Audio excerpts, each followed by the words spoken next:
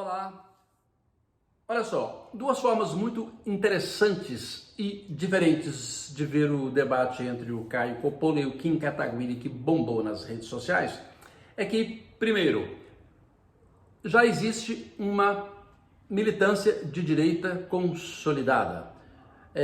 Isto porque o fato de haver conflito interno, briga interna entre dois caras da direita, como o caso dos dois que são liberais de carteirinha, é o melhor sintoma do que sempre houve com a esquerda, que à medida que foi crescendo, passou a ter os seus conflitos internos, as suas rasteiras internas, o que não é por enquanto o nosso caso.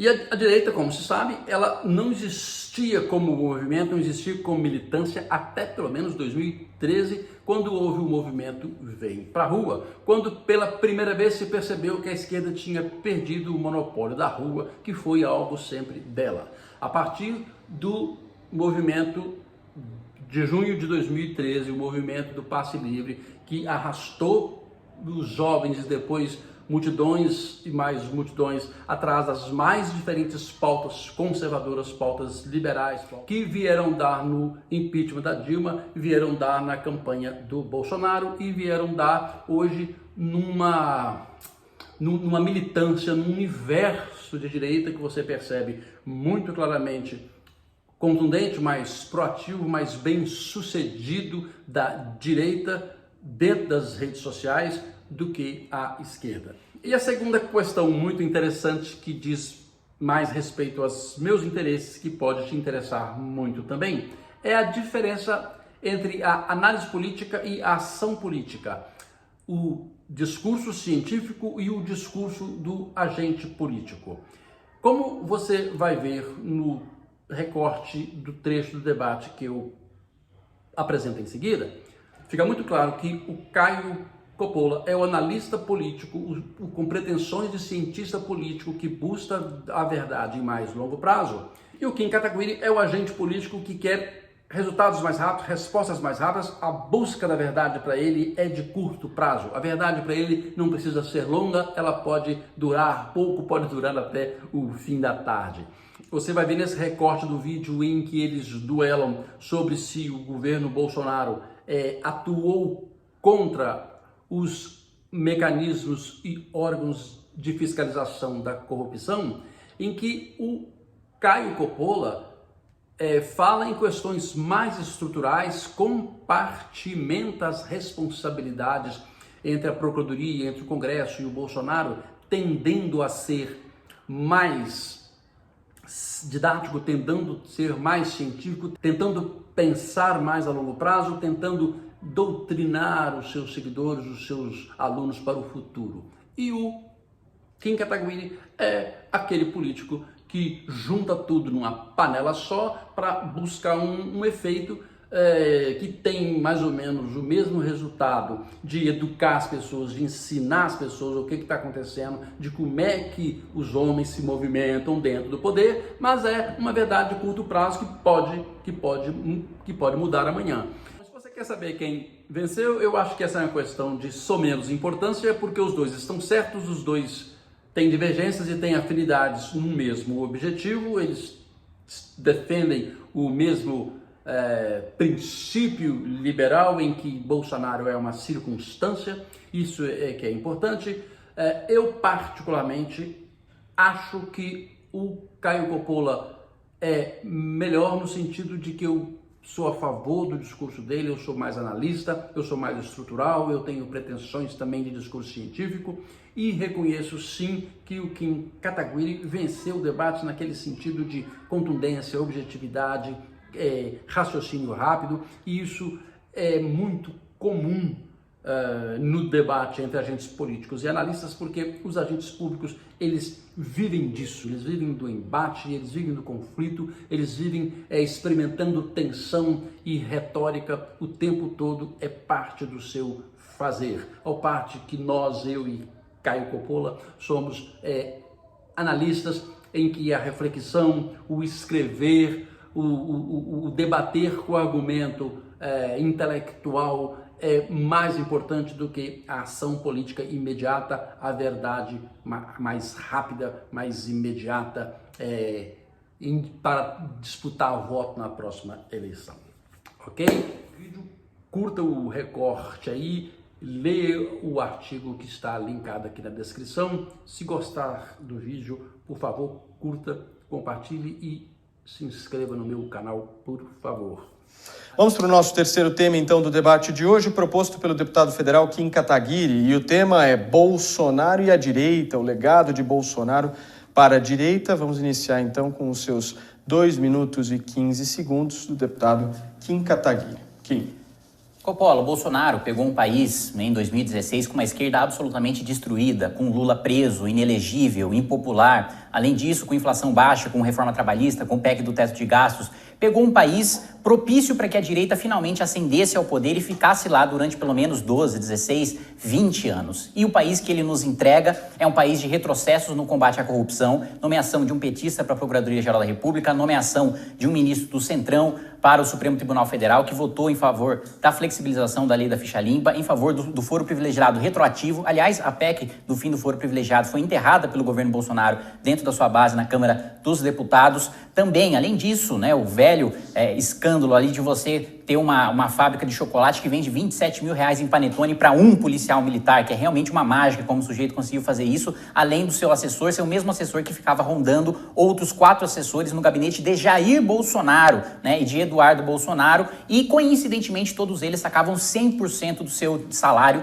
todos os meses. E 100% do salário todos os meses, claro, uma coisa hiper comum, todo mundo que está assistindo aí com certeza também faz isso e pagava, né? Queiroz pagava tanto a escola como o plano de saúde da família de Flávio Bolsonaro em dinheiro vivo. Tudo isso fez com que toda essa rachadinha, e aliás, a valorização de imóveis também é importante ressaltar, né? 300% de valorização de imóvel em 8 meses. 300% em 8 meses pós-eleição de Jair Bolsonaro, foi a valorização de imóveis. Praticamente a bolha de 2008 foi causada hiperbolicamente aí pelo escândalo de Flávio Bolsonaro, que se transformou num Pelé dos negócios, comprou até uma mansão depois que seu pai foi eleito. Tudo isso maculando e arrastando a imagem da direita brasileira, que estava em ascensão em 2016, e agora ele nos entrega um país em que o Lula não só está solto, como está elegível, graças aí à conivência de Jair Bolsonaro e à camaradagem de Jair Bolsonaro com o Supremo Tribunal Federal, e no seu interesse em ver Lula concorrendo para ele ter alguma chance de vencer a reeleição.